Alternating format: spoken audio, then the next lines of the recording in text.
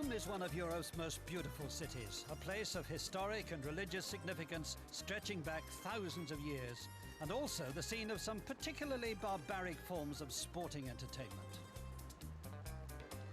Not much has changed. Last weekend, the Eternal City was host to the second World University Sevens, and although less bloody, it promised to be a hard-fought championship.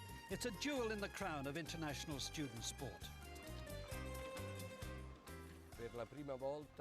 After the first championship in Peking, it's the first time that rugby has been in a FISU event. And after 38 years of student competition, it's one of FISU's most important achievements to have rugby included. And it's got a great future.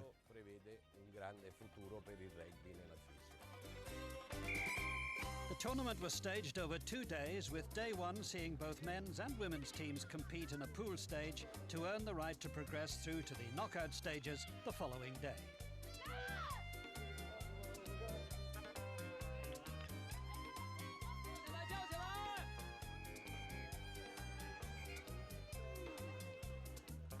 With the likes of Malaysia, Taipei, Canada, Morocco and Kazakhstan having made the journey to Rome, it was a colourful and diverse event, but what did stand out was the standard of play, which proved exceptionally high.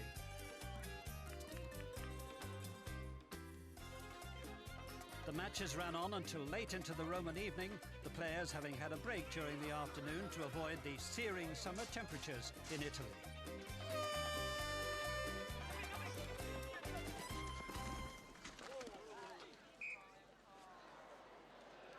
There were some pretty exhausted players who sat down to supper, but it was also clear that whilst the matches had been fiercely contested, there was still a good camaraderie between the teams. The following morning, the business end of the competition got underway with the men's quarter-finals first up. Spain were looking good as they eased past a physical Ukrainian 7 to book the first semi-final spot. China, who are without doubt emerging as a powerful rugby nation at all levels, were next to advance, eliminating the dangerous South Africans. Great Britain, notching a rugby first as England joined forces with Scotland and Wales, were looking the form team after cruising past the Italian hosts. And in the last quarter-final, France eliminated Taipei, who, like most of the countries, had selected their team from the more experienced players in the university system.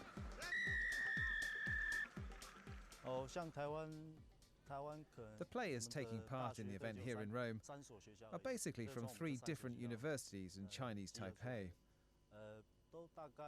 Most of us are in our sophomore or senior years.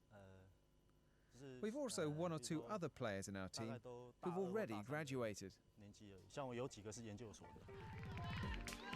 The first semi-final saw China take on France. The Chinese scored first, but French flair came to the fore as they ran out 26-12 winners.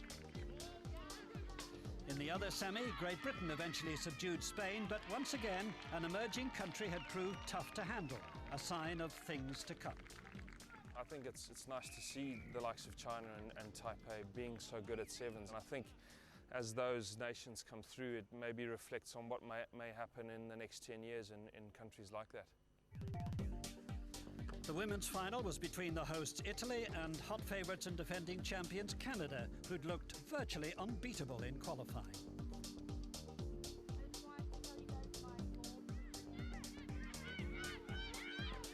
And despite some spirited resistance, the Canadians proved a cut above their opponents, running out 21-0 winners to finish the tournament without conceding a single point. The captain was delighted. We've been working together since November for this, and you know, improving and improving throughout training camps and tournaments, and it all came together this past couple days. So obviously it's an amazing feeling and overwhelming, I guess.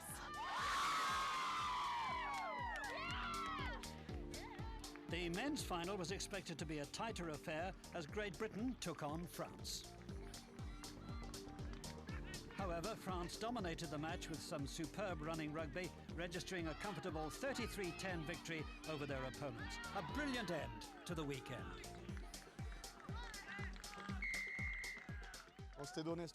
This was our aim coming to Rome.